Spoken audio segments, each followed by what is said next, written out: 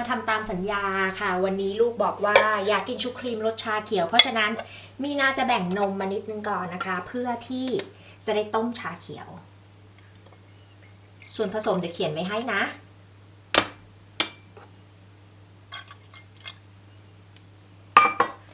บอกเลยค่ะขอบอกก่อนชาเขียวเนี่ยนะคะ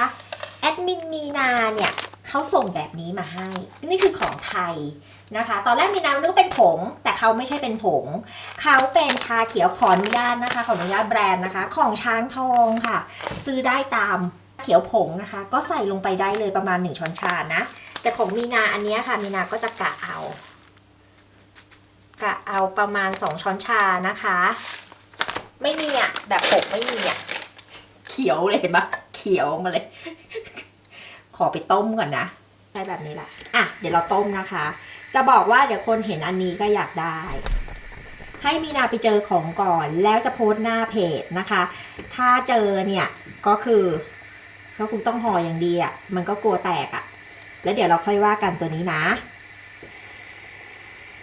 เดือดแล้วนะคะเห็นไหมคะเดือดแล้วเรายกลงเลยค่ะนี่หรือว่าจะต้มนมให้เดือดแล้วก็เอาผงชาเขียวเนี่ยใส่ลงไปก็ได้เช่นเดียวกันมีแบบไหนใช้แบบนั้นนะคะไปมาค่ะแล้วเราก็จะมากรองนะคะที่กรองก็อนาถาแท้ใช่ไหม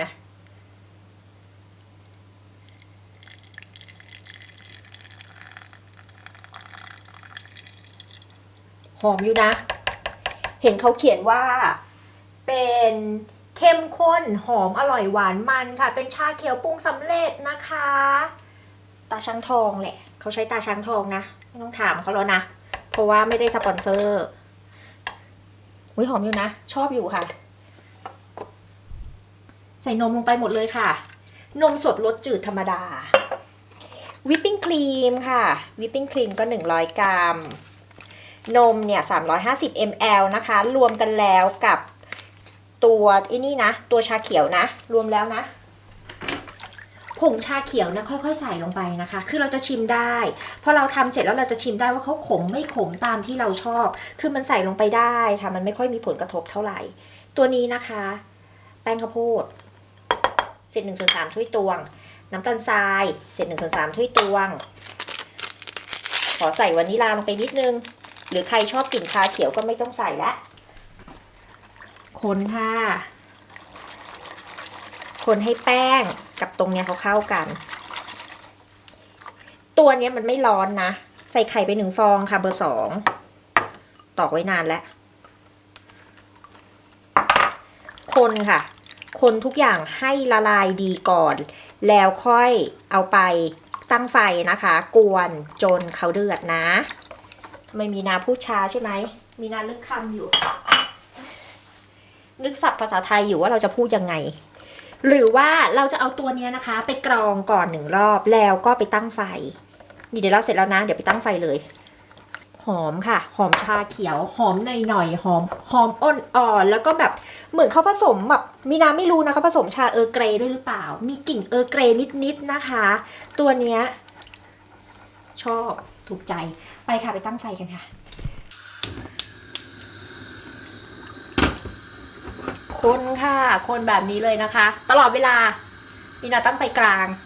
จนเขาเดือดจะตั้งไฟอ่อนก็ได้แล้วคนให้เขาแบบนี้เลยนะคะแบบนี้เลยนะนี่เห็นไหมพอเขาข้นแล้วมีนาปิดแก๊สเลยค่ะไปค่ะหอมจนอยากจะปาดน้องเข้าปากใส่เนยนะคะเนยสดรสจืดนี่แหละค่ะไปหน่อยนึงหรือว่าใครจะใส่เป็นเนยเค็มก็ได้ถ้าชอบแบบหวานๆเค็มๆมานะมีนาใส่เป็น1 ช้อนโต๊ะอะชาไทยก็ทำเหมือนกันค่ะเข้าใจใช่ไหมอร่อยมากหอมชาเขาดีจริงๆเพิ่มไปหน่อยนะคะตัวชาเนี่ยใส่ไปสักแบบ2 ช้อนโต๊ะอ่ะเข้าใจใช่ไหมผงอ่ะแล้วก็ต้มลองชิมดูอ่ะใครชอบขมหน่อยก็ใส่เพิ่มหอมค่ะหอมนี่หอมอ่อนๆเห็นไหมคะนี่ได้แล้วนะคะคัสตาร์ดชาเขียวของเราอ่ะนี่แหละค่ะถ้ามีนาอยู่เมืองไทยนะมีนาไม่นั่งชงเองหรอกมีนาไปหาร้านที่ชอบอะที่เขาแบบชงแบบข้นๆอะข้นคักๆอะแล้วก็มาทำทิ้งไว้ให้เย็นจ้าแล้วก็ได้แล้วจ้ะตัวครีมกันนะคะตั้งไฟค่ะ ใส่น้ำเปล่าลงไปค่ะครึ่งถ้วยตวง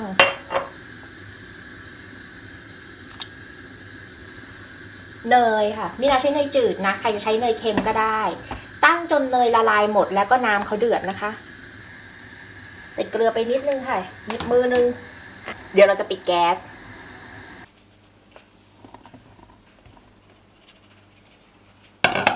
แล้วเราก็ใส่แป้งที่ร่อนแล้วลงไปค่ะแล้วก็คนกวนจนแป้งเขาเนียนก่อนแล้วค่อยเอามาตั้งไฟ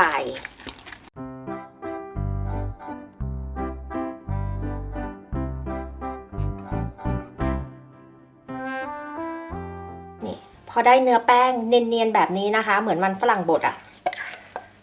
เราก็ตั้งไฟต่ออีกประมาณนาที2 นาทีแต่ว่าต้องคนนะ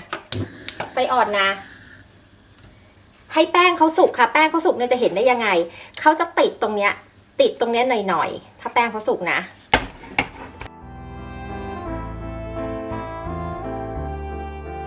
เขาจะแบบมีอย่างเงี้ยเห็นปะมันจะเป็นแบบติดๆหน่อยๆอะไรอย่างเงี้ยยกลงเลยค่ะ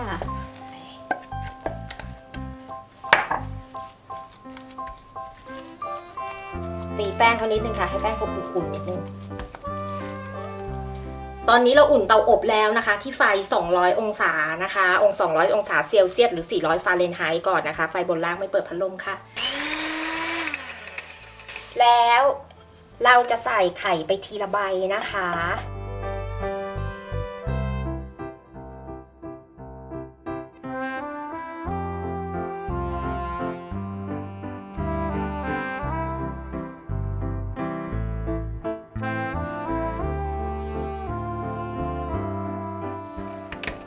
เสร็จแล้วค่ะง่ายไหมง่ายพี่นาจะให้ดูเนื้อนะเนี่ยเนื้อเนี่ยค่ะเนี่ยมันจะต้องเป็นแบบนี้เห็นไหมคะไม่เห็นคุณมีนาไม่เห็น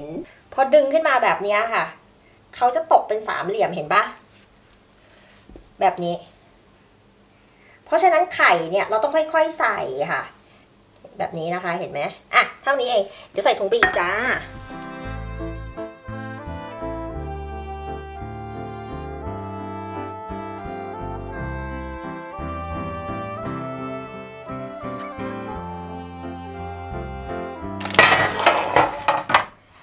นะคะจะต้องลองด้วยกระดาษไขหรือว่าไอตัวพิมพ์เขาก็ได้นะเราจะบีบนะคะมีนาจะบีบแบบก้อนเล็กๆ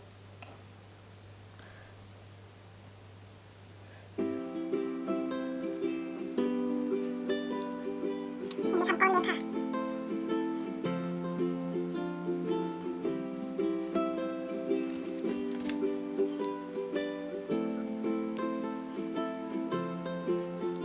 วันนี้นะคะอุ่นเตาอบที่ไฟ180องศานะคะใครเตาเล็กล่นลงมาหน่อย160ไฟบนล่างไม่เปิดพัดลม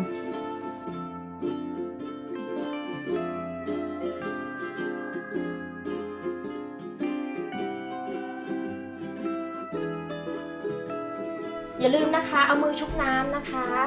แล้วก็แตะที่หัวไปด้วยนะเนี่ยแตะเงี้ย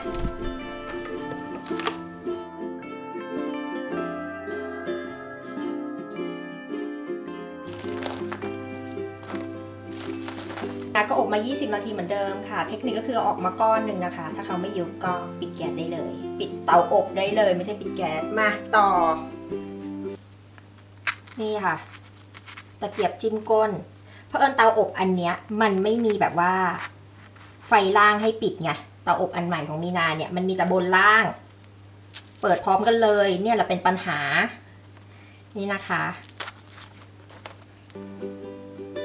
อัดลงไปเลยค่ะแน่นๆเต็มลูก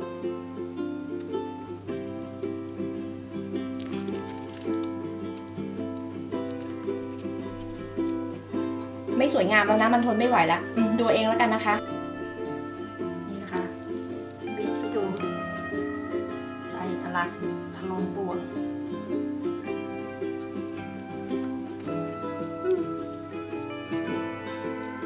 แล้วหาย